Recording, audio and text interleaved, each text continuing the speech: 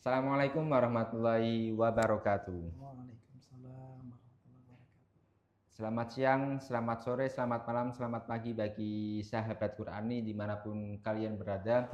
Berjumpa lagi dengan kami, terutama saya, yaitu Imam Fadzoli dari mahasiswa UIN Gus Dur, dan di samping saya ada Bapak siapa? Adimas Adimas Bayu Murti. Bayu Murti. Nah, Pak Dimas ini merupakan bidang 3 ataupun yang berkecimpung dalam dunia museum dan juga Baitul Quran di LPMQ, Lajnah Pentasian Mushaf Al-Quran. Nah, mungkin dari sahabat Qurani bertanya-tanya, kenapa sih dengan nama Lajnah Pentasian Mushaf Al-Quran ada museum dan juga ada Baitul Quran di dalamnya? Mungkin dari Bapak sendiri bagaimana itu, Pak? Iya, baik. Jadi pertama-tama mungkin kita bisa mulai dari ini dulu ya, tentang Bait Al-Quran dan Museum Istiqlal. Iya. Jadi kalau secara sejarahnya Bait Al-Quran dan Museum Istiqlal itu berdiri setelah adanya penyelenggaraan Festival Istiqlal. Yeah. Festival Istiqlal pertama dan kedua. Yang pertama tuh tahun 1991 dan yang kedua tuh tahun 1995. Festival Istiqlal itu adalah festival kebudayaan Islam ya, kalau boleh kita sebut seperti itu, yang kemudian memang waktu itu sangat akbar sekali festivalnya. Dan intinya singkat cerita, khususnya pasca penyelenggaraan yang kedua tahun 1995 itu ternyata berhasil menghimpun begitu banyak benda-benda khazanah Al-Quran dan khazanah kebudayaan Islam. Nah, kalau saya boleh sebut seperti itu. Nah, kemudian itu ya, dan kemudian mengiringi pelaksanaan festival Istiqlal itu, kebetulan di Indonesia tuh waktu itu ada beberapa mushaf yang dihasilkan, kalau saya boleh sebut seperti itu. Yang pertama ada Mushaf Istiqlal. Itu Mushaf Istiqlal itu mushaf yang luar biasa. Dia memang dibuat untuk merepresentasikan Indonesia. Dibuat selama 4 tahun dengan melakukan riset pendahuluan ya. Jadi itu dari sisi iluminasi, hiasnya, dari sisi desain khotnya dan lain sebagainya, itu memang konsepnya adalah untuk mewakili Indonesia. Kemudian juga ada Mushaf Wonosobo ya, yang besar gitu. Besar. Kemudian ya kemudian ada Mushaf Pusaka juga. Kalau Mushaf Pusaka sebenarnya mushaf dari zaman pasca kemerdekaan sebenarnya. Itu ditulis mulai dari tahun 48, tapi karena kondisi revolusi ya waktu itu lagi mempertahankan kemerdekaan, jadi susah, baru jadi tahun 60 baru diresmikan. Intinya singkat cerita, kemudian akhirnya pasca Festival Istiqlal yang kedua itu ya ini kayaknya perlu dibikin museum. Nah, museum itu yang, jadi ini 2 museum Mas sebenarnya. 2 museum. Bait Al-Quran sendiri, itu tersendiri, dan kemudian menyusul Museum Istiqlal, tetapi memang ini saling berkaitan. Memang konsepnya terintegrasi dan diresmikannya bersamaan pada tahun 1997. Nah, Bait Al-Quran itu tadi saya sudah sebutkan isinya adalah segala sesuatu yang berhubungan dengan Al-Quran. Kayak tadi khazanah Al-Quran. Nah, Museum Istiqlal itu memang mayoritasnya adalah benda-benda budaya yang terhimpun dari Festival Istiqlal. Tapi kalau kita biasa menyebutnya Museum Istiqlal itu isinya ya khazanah kebudayaan masyarakat Indonesia yang bernafaskan Qurani atau bernafaskan Islam.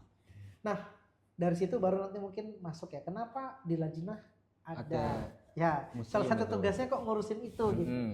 Nah, jadi begini, memang kan Lajnah itu kalau misalnya kita boleh ini ya umpamakan, ibaratnya apa sih dalilnya negara tuh membuat Lajnah gitu ya.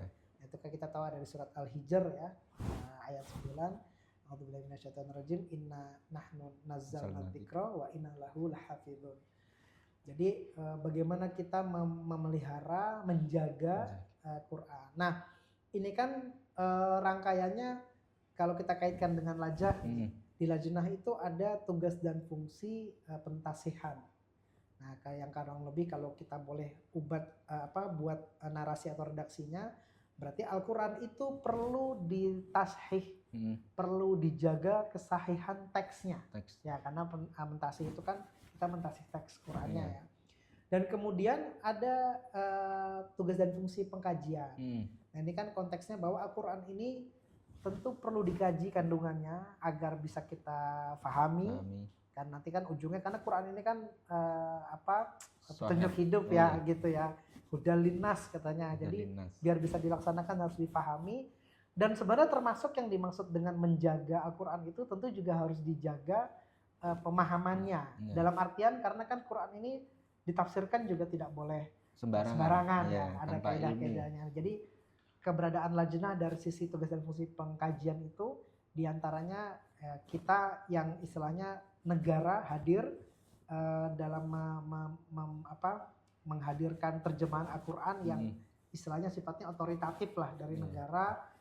Tafsir juga kita buat gitu ya, dan itu tadi dalam rangka mengawal juga supaya pemahamannya juga nggak jadi ngawur gitu, nggak melenceng. Betul. Nah yang ketiga, Quran ini kan ada khazanahnya. Jadi khazanah itu segala sesuatu yang intinya berkaitan dengan Al-Quran ya, dan ini terutama adalah apa yang dihasilkan oleh manusia, yang ini juga perlu dilestarikan gitu, karena Quran itu misalnya mushafnya saja kan itu sebenarnya khazanah ya. Mushaf itu kan kalau boleh saya sebut secara teoretis dia istilahnya adalah hasil budaya kan gitu ya, karena ya, Quran awalnya kan ujaran gitu ya, Quran itu ucapan gitu kan, untuk bisa dibaca atau ini kemudian ada ditulis, kemudian dibaca jadi mushaf dan berkembang.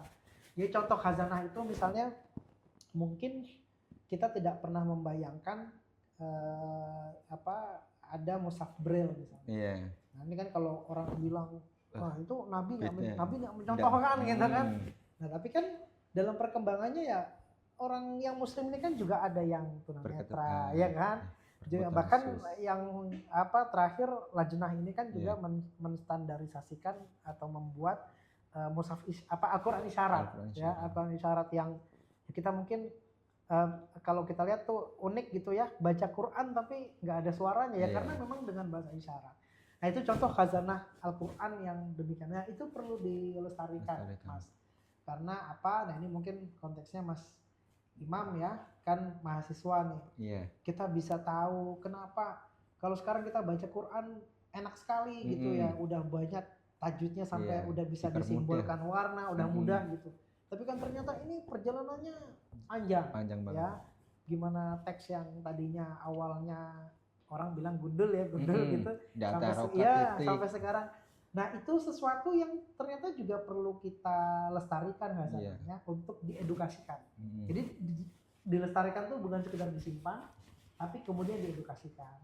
Nah karena itulah di lajnah kemudian, karena keberadaan Bait Al-Quran dan Museum Istiqlal, jadi sebelum lajnah lahir memang sudah dikelola oleh Kementerian Agama. Nah begitu lajnah itu diformalkan, ini dianggap ini cocok nih gitu ya. Termasuk Museum Istiqlal, meskipun itu benda-bendanya benda-benda budaya, tapi kan karena ya buat kita kan kalau dalam Islam itu kan semua tuh ibadah ya Mas. Semua ibadah, jadi apa yang kita kerjakan, apa yang kita hasilkan kan semuanya itu berkaitan dalam rangka ketaatan juga gitu ya. Ini contoh aja misalnya khazanah kebudayaan itu, misalnya mungkin kalau kita ambil contoh kerudung lah, jilbab atau hijab gitu ya. Kan memang inti kalau bicara perintahnya masalah menutup atau menjaga aurat.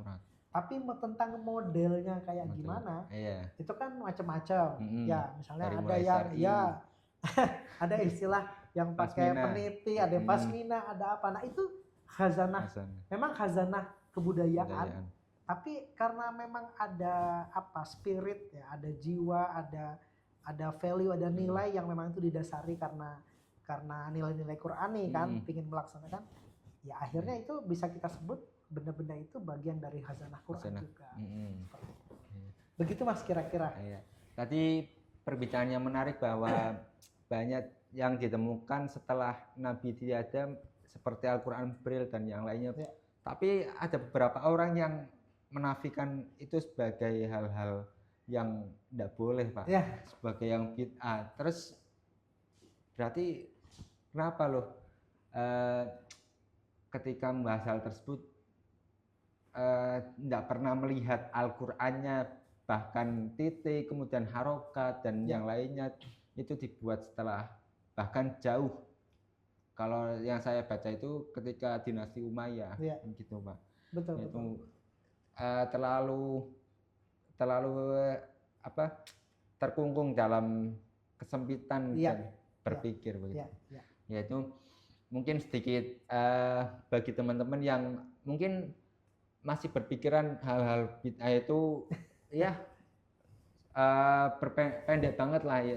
Buktinya saja Al-Qur'an titik, harokat, bahkan wakaf itu sendiri ya Pak, ijtihad dari ulama Indonesia. Betul. Nah itu kata kunci istihad tadi. Istihad. Gitu ya. Istihad yang tentu tujuannya untuk kemaslahatan. Gitu ya. Karena kayak itulah. Nah itu makanya contohnya ya Mas yang tadi dibahas. Ya saya sih sebenarnya begini, kepada mungkin diantara kita ada yang masih misalkan begitu gampang misalnya membid'ahkan dan lain sebagainya. Ya memang tentu di dalam agama kita urus perkara bid'ah itu ada gitu ya. Tapi kadang-kadang kan kemudian ketika konteksnya nggak tepat, ya saya sebenarnya kalau dari saya melihatnya itu sebenarnya kadang-kadang memang persoalan wawasannya. Nah ini contohnya, kalau mungkin datang ke museum kita gitu misalnya, kita memang meskipun cuma replika, tapi kita misalnya membuat replika surat Nabi. Sebenarnya dari kita memunculkan replika surat Nabi itu sebenarnya bisa kita jadikan sebagai apa? Kalau kita mau bisa ibaratnya mungkin kita diskusikan, kita berpikir gitu ya, kita renungkan. Yang pertama adalah misalnya kamu harusnya ada pertanyaan kritis begini. Kenapa di museum di Bait Quran ditampilkan replika surat Nabi? Saya misalnya kalau lagi kadang-kadang turun ikut melayani pengunjung jadi edukator, saya akan sampaikan bahwa karena nggak mungkin kita menampilkan mushaf di zaman Nabi karena di zaman Nabi belum ada mushaf. Itu kan satu hal yang kalau ditanya lagi kenapa belum ada mushaf? Ya karena kalau Nabi masih hidup berarti ayat Quran itu belum selesai diturunkan kan. Jadi kan belum bisa ada istilahnya menghimpun. Yang kedua adalah biasanya saya mengarahkan pengunjung untuk lihat tulisannya. Itulah tulisan Arab ya, tulisan Arab ya. Yang juga tentu dipakai untuk menuliskan ayat-ayat Al-Qur'an seperti itu. Dan di zaman Nabi memang nggak ada problem, kalaupun memang Quran tetap sudah disalin ya, ditulis oleh beberapa sahabat, memang Nabi memerintahkan untuk ditulis. Nggak ada masalah waktu itu orang bisa baca karena mungkin pemeluk umat Islam di zaman Nabi ya masih di sekitaran, artinya orang-orang yang memang bisa berbahasa Arab, bisa nulis Arab, itu aja dikatakan kebanyakan buta huruf gitu kan. Nah kan makanya, jadi itu contohnya kenapa kita perlu melestarikan, menyimpan dan diedukasikan, karena dengan cara seperti itu akan lebih mudah orang untuk menangkap kenapa kemudian misalkan dalam urusan Quran ini banyak juga wilayah yang istihadiyah gitu kan. Ya karena bayangkan, jadi kalau kadang saya suka kalau anak sekolah tuh coba kalau bayangkan kalau misalnya ada mesin waktu, terus kita kembali ke zaman Nabi, kita muncul zaman itu. Nah, Nabi ngomong pun gitu, kita nggak ngerti kan, karena kita orang Melayu, kita nggak ngerti. Jadi justru sebenarnya karena istihad inilah yang akhirnya membuat kita, alhamdulillah sekarang bisa menjadi seorang Muslim, bisa mempelajari ajaran agama ini ya karena kita bisa membaca huruf hijaiyah gitu ya, bisa membaca Quran ya karena memang sudah ada istilahnya bantuan-bantuan tanda titik dan sebagainya yang itu bagian dari pengembangan khazanah Quran itu sendiri. Dan di museum pun banyak ya Pak yang mushaf setelah zaman Nabi begitu Pak. Ada yang dari zaman abad 19 di Nusantara dan yang lainnya. Abad 18, betul. Tapi ada satu Pak yang menarik, itu ada mushaf kuno-kunoan Pak. Itu, itu. Mushaf kuno-kunoan yang menipu orang-orang yang percaya dengan benda-benda yang lama kemudian dijual mahal ratusan juta. Iya, betul. Iya, jadi di kita ada mushaf kuno-kunoan. Jadi sebenarnya gini. Jadi kalau mushaf kuno-kunoan kita nggak mau menyatakan bahwa itu mushaf palsu, enggak ya, karena ya itu mushaf gitu. Tulisan Al-Quran yang dipalsukan yang itu adalah soal klaim kunonya. Jadi kunonya itu dibuat. Nah itu Mas, sebenarnya kalau dulu kita jadi gini, kenapa kita menampilkan itu? Nah itu contohnya kita ingin mengedukasikan kepada masyarakat gitu ya, karena kita dulu, jadi kita sering tuh ada orang tiba-tiba datang ke sini bawa itu kan, ini Pak, kita punya Quran dari abad segini gitu. Bahkan termasuk kita pernah menerima disposisi dari menteri. Ya menteri itu mungkin punya kolega, punya teman gitu kan, dia bawa ini mushaf segala macam. Nah kebetulan ya pertama di Lajnah ini kan ada para pentasih. Iya. Jadi kita yang di bagian museum nih biasanya yang didatangi pertama ditunjukkan mushaf itu, kita minta bantuan teman-teman kita yang apa namanya yang pentasih. Dan dulu karena dulu kan di Lajnah ini juga ada peneliti ya, ada ASN yang meneliti, dan kebetulan beberapa orang itu paham filologi tentang naskah. Jadi dulu sebenarnya buat kami alhamdulillah mudah saja, begitu datang ya teman yang pentasih ngelihat dari segi khot. Nah yang filolog tadi teman-teman kita yang peneliti tadi mereka ngecek misalkan dari segi kertasnya. Iya, cinta mungkin Pak. Iya, dan mungkin dulu ada sekitar kita pernah menerima orang minta dicek itu sekitar ya adalah 5 ya, yang saya ketahui ada sekitar 5, dan itu ya semuanya sebenarnya tadi ya kunonya palsu gitu. Nah itu tadi karena sebenarnya ketika saya nganggap gini ya, kan kalau bikin kuno-kunoan itu sebenarnya sama aja kayak kalau museum bikin replika ya. Nah, replika itu kan juga kan, tapi kan bedanya kalau kita membuat itu bukan untuk tujuan komersil gitu ya. Dan kemudian replika. Yang kedua harus ditulis bahwa itu replika.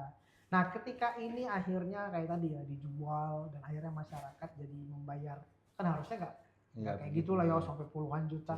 Nah itu yang kemudian wah ini kayaknya perlu diedukasikan nih gitu, disampaikan. Bagi teman-teman yang mungkin tertarik ada mushaf yang terlihat kuno dijual belikan, itu harus hati-hati ya Pak. Iya. Dan biasanya kalau yang terutama nih ya, kalau yang itu biasanya diiringi dengan cerita-cerita yang memang agak-agak inilah, agak-agak lebay kalau sekarang. Jadi biasanya mereka bilang ini Quran tiban karena dari langit. Saya pulang malam nggak ada apa-apa, tiba-tiba pagi-pagi di depan teras ada Al-Quran. Ada Quran ini gitu. Wow, ada yang katanya ada petir. Nah itu biasanya ya kita bisa mencerna lah gitu. terlalu unik Pak. Nggak ada angin, nggak ada hujan, tiba-tiba ada mushaf gitu. Nah bagi teman-teman yang kepo nih, Museum Istiqlal kok di LPM kita tadi kan sudah dijelaskan perihal sejarah. Nah sejarahnya Pak, bahwa bermula dari Festival Istiqlal kemudian dibawa ke sini. Jadi bagi teman-teman yang ataupun sahabat Qurani yang bingung, kadang Museum Istiqlal ya di Masjid Istiqlal itu salah satu. Iya. Nah ya itu mungkin perlu dijelaskan juga. Jadi gini, kenapa namanya Istiqlal? Ya sebenarnya sesederhana ini ya, maksudnya penjelasannya sederhana karena memang tadi ini berawal dari Festival Istiqlal. Nah Festival Istiqlal dulu memang dilaksanakannya di Masjid Istiqlal. Tetapi kalau ditanya ada keterkaitan nggak ada keterkaitan antara Museum Istiqlal dengan Masjid Istiqlal, tidak ada keterkaitan. Tapi semata-mata karena kebetulan dulu festivalnya itu namanya Festival Istiqlal. Nah bagi teman-teman yang masih penasaran akan isi dari museum itu apa saja, bisa mampir nih ke Kompleks Taman Mini Indonesia Indah ya Pak. Bisa mungkin jam masuknya ataupun harinya itu kapan aja Pak? Jadi Bait Al-Quran dan Museum Istiqlal itu buka setiap hari kecuali hari Jumat. Ya. Nah dibukanya mulai dari pukul 8:30 pagi sampai pukul 3:30 sore. Ya. Jam 12 sampai jam 1 kita ada jam istirahat. Nah nanti jadi jam 8:30 sampai jam 12 itu buka, tutup jam 12 tutup dulu sementara sampai jam 1, jam 1 sampai 3:30 kita buka lagi menerima. Ya. Hari liburnya berbeda ya Pak? Jumat. Betul, karena orang justru datang ke sini Sabtu Minggu kan. Kalau yang keluarga yang apa gitu kebanyakan Sabtu Minggu. Nah, jadi kita liburnya Jumat. Kebetulan area Bait Quran ada yang kalau hari Jumat tuh kita jadikan tempat untuk penyelenggaraan sholat Jumat. Jumat ya. Jadi dulu awalnya sebenarnya kalau di museum itu, di Taman Mini itu kebanyakan liburnya Senin. Oh, Kita sempet dulu, jadi iya. libur pelayanan ya. Kita libur pelayanan Senin. Tapi kemudian karena hari Jumat itu dulu kita untuk menyiapkan sholat Jumat, kadang-kadang pagi itu pengunjung jadi nggak bisa masuk ke Bait Quran. Nah, kita berpikir kok yang Jumat pagi berkunjung kasihan kan, cuma dapat satu museum gitu, padahal mereka harusnya bisa ngeliat Bait Quran. Akhirnya kita putuskan dah kita geser, kita liburkan aja Jumat sekalian. Jadi orang ya kalau datang ya bisa ngeliat langsung dua-duanya gitu, nggak setengah-setengah. Iya, itu ya dari sahabat Quran ini bisa langsung mampir saja ke kawasan Taman Mini Indonesia Indah, di Sherlock saja di Google Maps-nya ada Baitul Quran dan Museum Istiqlal.